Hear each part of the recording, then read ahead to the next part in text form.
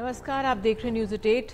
बीजापुर सुकमा सीमा पर सुरक्षा बलों और नक्सलियों में जबरदस्त मुठभेड़ चल रही है। सिलगेर के टेकलगुड़ा इलाके से ये खबर है और बताया जा रहा है मुठभेड़ जारी है। सुरक्षा बलों के मैं आपको बता दें 3 जवान शहीद हुए हैं और 14 घायल हुए हैं। ज़्यादा जानकारी के लिए आइए सीधे चलते हैं अपने सहयोगी अनुराग द्वारी के पास। अनुराग, क्या हालात हैं इस समय? निधि, दरअसल आज यहाँ पर ये जो इलाका है टेकलगुडेम का, ये सुकमा और बीजापुर के बॉर्डर पर है। जगरगुंडा थाना क्षेत्र पड़ता है। जगरगुंडा को एक वक्त नक्सलियों की राजधानी भी कहते थे। 1-2 साल पहले जब वहाँ पर स्कूल की पहली घंटी 15 साल बाद खुली थी तो हम वहाँ पर गए थे और तब भी वहाँ पर पहुँचना बेहद मुश्किल है। आज भी वहाँ पर आज सुरक्षा बलों ने कैंप, आप सोचिए कि स्थिति कैसी है कि सुरक्षा बलों ने आज ही एक नए कैंप का वहाँ पर उद्घाटन हुआ। साथ में डीआरजी यानी डिस्ट्रिक्ट रिजर्व गार्ड, जो कोबरा बटालियन है सीआरपीएफ की, और जो ज़िला पुलिस है, इसके सारे लोग वहाँ पर सर्च ऑपरेशन पर थे और तभी नक्सलियों ने हमला कर दिया। 12:30 बजे के आसपास गोलीबारी शुरू हुई जो शाम 4-5 बजे तक चलती रही और इस दौरान अब वहाँ पर जो सर्च ऑपरेशन है फिलहाल किया जा रहा है और इस हमले में 3 सुरक्षा बल के जवानों की मौत हो गई, 14 घायल हुए हैं जिन्हें अब एयरलिफ्ट करके रायपुर लाया गया है। ज़्यादातर जो जवान जिनको गोली लगी है, जो घायल हुए हैं या जिनकी मौत हुई है, वो सारे सीआरपीएफ से ही हैं। दरअसल डीआरजी एक तरह से उनके आँख और नाक कान का काम करते हैं, डीआरजी के जो जवान हैं, क्योंकि ये सरेंडर नक्सली हैं। तो ये जब आगे बढ़ते हैं, इसके पीछे से फोर्स आती है, तो अभी पता नहीं लग पाया कि कैसे उन लोगों ने हमला बोला है, क्योंकि टेकलगुड़ा में वो इलाका है जहाँ 2021 में नक्सलियों ने जब घात लगाकर हमला किया था, उस वक्त 23 जवान शहीद हो गए थे। 23 जवानों की शहादत के बावजूद आज जब नया कैंप वहाँ पर खुला है तो देखिए नक्सलियों ने किस तरह घात लगाकर हमला किया। वैसे अगर पिछले 2 महीनों की बात करूं निधि, तो लगातार जहां नक्सली भी हमला बोल रहे हैं और सुरक्षा बल भी उनको मुंहतोड़ जवाब दे रहे हैं, क्योंकि 20 तारीख को सुरक्षा बलों ने जब नक्सलियों पर पलटवार किया था तो उसमें 3 नक्सलियों की मौत हुई थी और बड़ी मात्रा में, बड़ी तादाद में वहां से उनसे हथियार भी बरामद हुए थे। तो एक के बाद एक वार कर रहे हैं नक्सली और सुरक्षा बल भी उनको मुंहतोड़ जवाब दे रहे हैं। लेकिन आज जो घटना हुई है उसमें 3 सुरक्षा बल के जवानों की मौत हो गई है और 14 घायल हो गए हैं। बहुत बहुत धन्यवाद। आप हालात पर नज़र बनाए रखें और सर्च ऑपरेशन फिलहाल जारी है। और आइए आगे बढ़ते हैं। बाड़मेर के पूर्व सांसद मानवेंद्र सिंह की गाड़ी हादसे का शिकार हो गई। अलवर जा रहे थे, हादसे में उनकी पत्नी चित्रा सिंह की मौत हो गई है। वहीं मानवेंद्र सिंह और उनके बेटे घायल हुए हैं। हादसा अलवर के नौगांव में हुआ है। मानवेंद्र बीजेपी के दिवंगत नेता और विदेश मंत्री रहे जसवंत सिंह के बेटे हैं।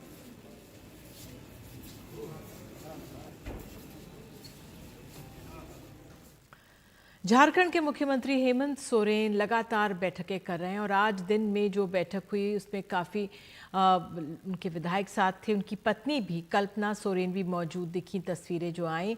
अब कयास ये लगाया जा रहा है कि कल्पना सोरेन को बड़ी जिम्मेदारी दी जा सकती है। हालांकि इस पर अभी तक झारखंड मुक्ति मोर्चा की तरफ से कुछ कहा नहीं गया है। दरअसल ज़मीन घोटाले से जुड़े मनी लॉन्ड्रिंग केस में हेमंत सोरेन लगातार गिरते जा रहे हैं। ईडी ने उनके दिल्ली स्थित घर में आज सुबह BMW कार और 36 लाख रुपए कैश बरामद किए और कार और कैश के समय ईडी की टीम कुछ कागजात भी जब्त किए हैं।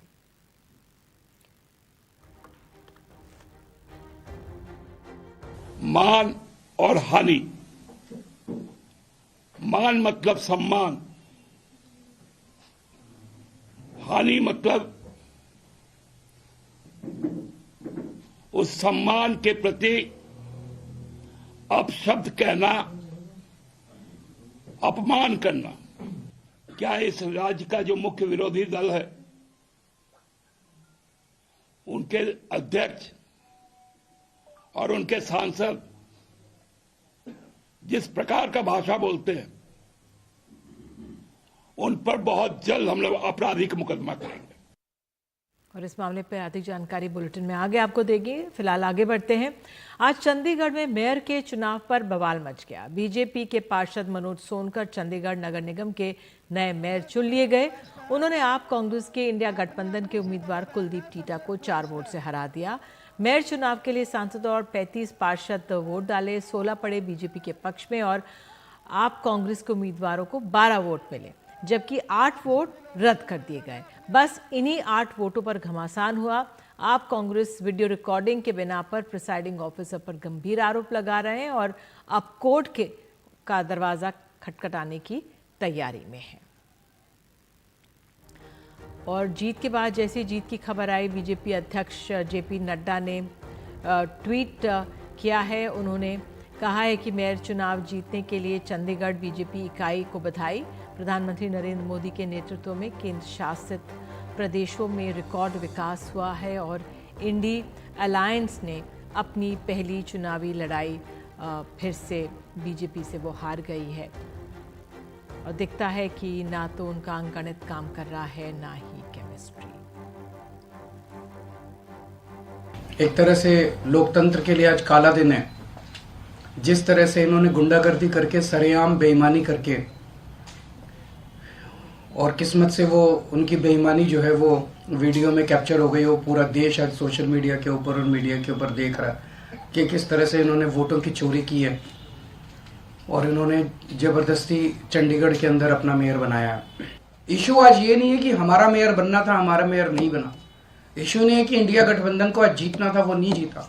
इशू है कि सरेआम दिन दहाड़े इन लोगों ने इतनी गुंडागर्दी और बेईमानी से आज चंडीगढ़ मेयर का चुनाव जीता है कि अगर इसको पूरे देश ने मिलकर नहीं रोका तो आने वाले समय के अंदर ये देश के लिए बहुत खतरनाक है। और आपके नेता राघव चड्ढा ने एनडीटीवी से कुछ देर पहले कहा है कि हम कोर्ट में जाएंगे और न्याय हासिल करेंगे।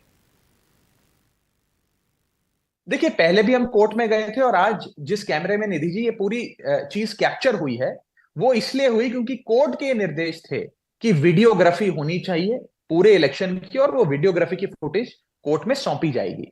हमें पूरा विश्वास है कि जब ये पूरे सबूत लेकर हम कोर्ट जाएंगे तो कोर्ट इंसाफ करेगा। लेकिन बड़ी बात जो इस चुनाव से निकलती है, जो आज बीजेपी ने किया है, वो ये है कि इसे आप कोई मात्र गैर कानूनी या असंवैधानिक कार्य मानकर ना मानिए, ना समझिए। ये एक देशद्रोह का मामला है। इस प्रकार से राष्ट्र के लोकतंत्र से खिलवाड़ करना एक्ट ऑफ ट्रीजन है, ये देशद्रोह है। और मैं साफ तौर पे कहना चाहता हूं कि इस प्रिसाइडिंग अफसर और जो लोग इस पूरे षड्यंत्र में शामिल थे, चाहे वो सांसद हो, विधायक हो या काउंसलर हो, सबकी गिरफ्तारी होनी चाहिए, जांच होनी चाहिए। और इन लोगों की जगह समाज में नहीं है, इन लोगों की जगह जेल की काल कोठरी में है, जो लोग भारत के संविधान के साथ इस प्रकार खिलवाड़ कर रहे हैं। बहुत ही दुखदाई दृश्य आज देखने को मिला। और मैं अंत में बस इतना कह सकता हूं, आप खुद सोचिए कि अगर मेयर जैसे छोटे से चुनाव में भारतीय जनता पार्टी इस प्रकार के हथकंडे अपना सकती है, तो बड़े 2024 के लोकसभा चुनाव में क्या क्या हथकंडे अपना सकती है। राहुल गांधी की भारत जोड़ो न्याय यात्रा बिहार के अररिया पहुंची हुई है। यहां उन्होंने महात्मा गांधी की पुण्यतिथि पर श्रद्धांजलि दी और कहा है कि बापू ने जो सिखाया है हम वही कर रहे हैं। राहुल गांधी की भारत जोड़ो न्याय यात्रा का आज बिहार में दूसरा दिन रहा। वहीं राहुल गांधी मुरेठा बांधकर किसानों को समझाते हुए भी दिखे। बिहार में राहुल गांधी की यात्रा पहुंचने से ठीक पहले ही इंडिया गठबंधन की सरकार गिर गई थी और अब नीतीश कुमार बीजेपी की मदद से मुख्यमंत्री बने हुए हैं। वहीं नीतीश कुमार पर राहुल गांधी ने आज निशाना भी साधा। तीनों मुद्दे पे तो आपके चीफ मिनिस्टर गवर्नर के यहां स्वेरिंग इन के लिए गए, बड़ा धूमधाम था। वहां पे बीजेपी के नेता बैठे थे,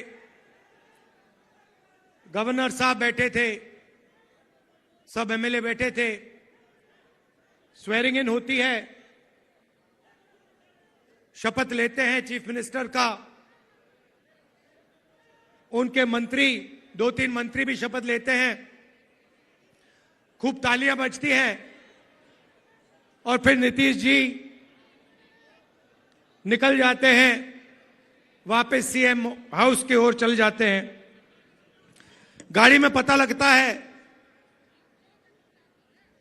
कि वो अपना शॉल गवर्नर के घर में छोड़ आए, तो ड्राइवर से कहते हैं भैया चलो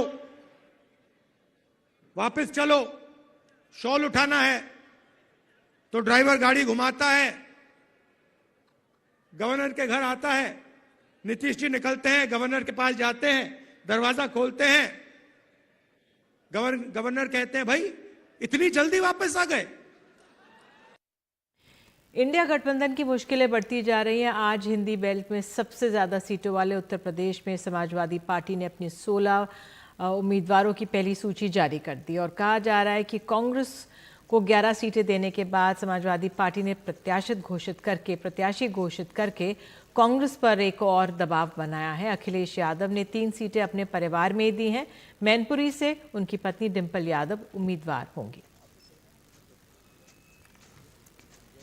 उधर महाराष्ट्र में आपको बता दें, जो लोकसभा चुनावों की सीटों को लेकर चर्चा के लिए महाविकास अघाड़ी ने आज एक अहम बैठक बुलाई थी। इसमें प्रकाश अंबेडकर की पार्टी को भी न्योता भेजा गया था। अब प्रकाश अंबेडकर की पार्टी ने आरोप लगाया है कि एमबीए की इस बैठक में उनके उपाध्यक्ष की 1 घंटे उनको बाहर बिठा के रखा गया। ये हमारा अपमान है। समान नागरिक संहिता से जुड़ा बिल उत्तराखंड विधानसभा में 6 फरवरी को पेश किया जाएगा। यूसीसी के लिए बनी कमेटी 2 फरवरी को अपना ड्राफ्ट सौंपेगी। समान नागरिक संहिता विधेयक की पारित उसको कराने के लिए उत्तराखंड में 5 फरवरी को विधानसभा का विशेष सत्र भी बुलाया गया है। इस तरह उत्तराखंड देश का पहला ऐसा राज्य बन जाएगा जहां आज़ादी के बाद समान नागरिक संहिता लागू की जाएगी। और उत्तराखंड के बाद आपको बता दें, गुजरात और असम भी इसकी तैयारी कर रहे हैं। और ड्राफ्ट के अनुसार कुछ प्रावधान सूत्रों के हवाले से सामने आए हैं। सूत्रों के मुताबिक 400 से ज़्यादा सेक्शन होंगे यूसीसी ड्राफ्ट में। साथ ही पारंपरिक रीति रिवाज से नहीं होगी छेड़छाड़। ड्राफ्ट में लिव इन रिलेशनशिप के पंजीकरण का प्रावधान होगा। पूरा ड्राफ्ट महिला केंद्रित होगा। बहु विवाह प्रथा पर पूरी तरह से रोक लगेगी।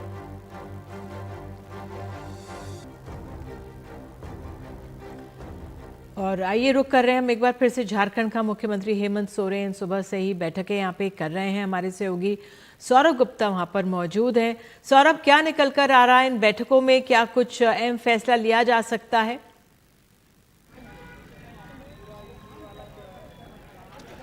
देखिए, एक पॉलिटिकल अनसर्टेनिटी ज़रूर झारखंड में अब दिखाई दे रहे हैं, क्योंकि ईडी के कल के कार्रवाई के बाद एक ज़रूर ये पॉसिबिलिटी सामने आया है कि शायद ईडी जब बुधवार को हेमंत सोरेन को पूछताछ करेंगे उसके बाद एक अरेस्ट की पॉसिबिलिटी भी बनता है।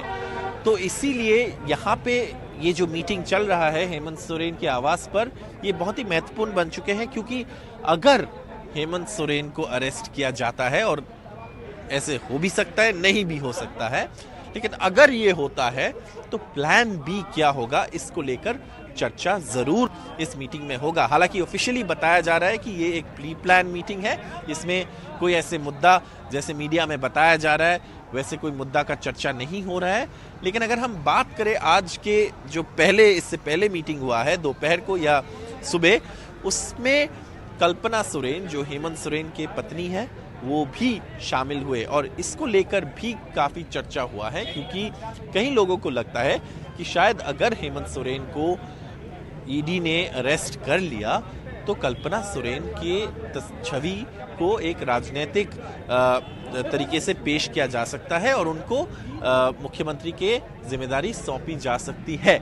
लेकिन इस पर कोई ऑफिशियली कोई कमेंट नहीं किया है। हालांकि जब हमने पूछा इस बारे में 2 एमएलएज को, जिन्होंने सुबह वाली मीटिंग में शामिल हुए थे और अभी भी इस मीटिंग में शामिल हुआ है, उन्होंने कहा ऐसी कोई बात चर्चा में नहीं थी।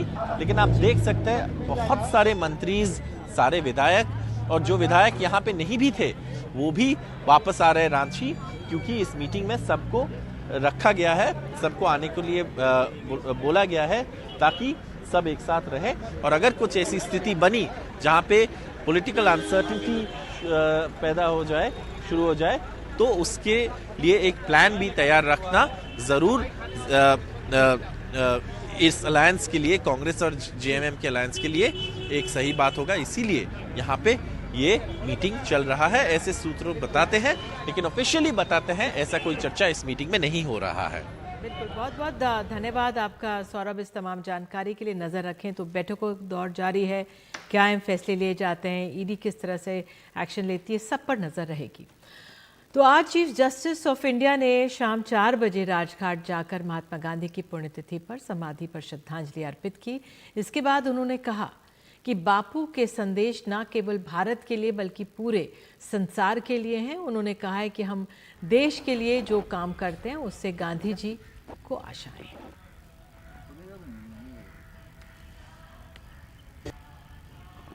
देखिए, गांधी जी के जीवन का संदेश ना ही केवल भारत के लिए इम्पोर्टेंट है, महत्वपूर्ण है, पूरे संसार के लिए, आज की पीढ़ी के लिए नहीं पर पिछली पीढ़ी के लिए, आज की पीढ़ी के लिए, आने वाले कल के लिए उनके जीवन का संदेश हर रोज़ हमें याद ध्यान में रखना चाहिए।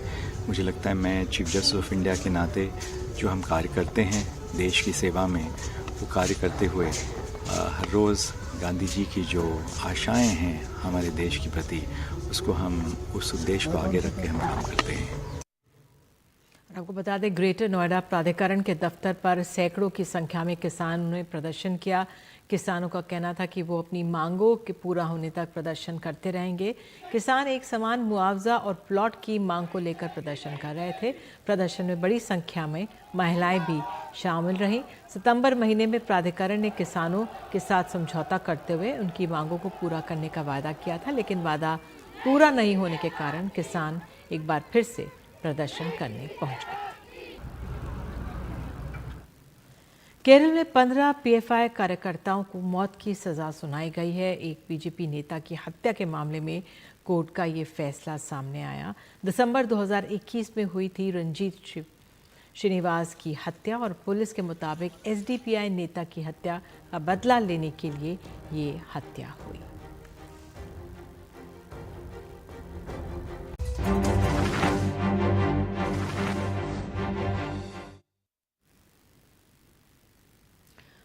मणिपुर में एक बार फिर से हिंसा भड़की है। 2 लोगों के मारे जाने की खबर है, 5 लोग घायल हुए हैं। पुलिस सूत्रों के हवाले से एक शख्स लापता भी है।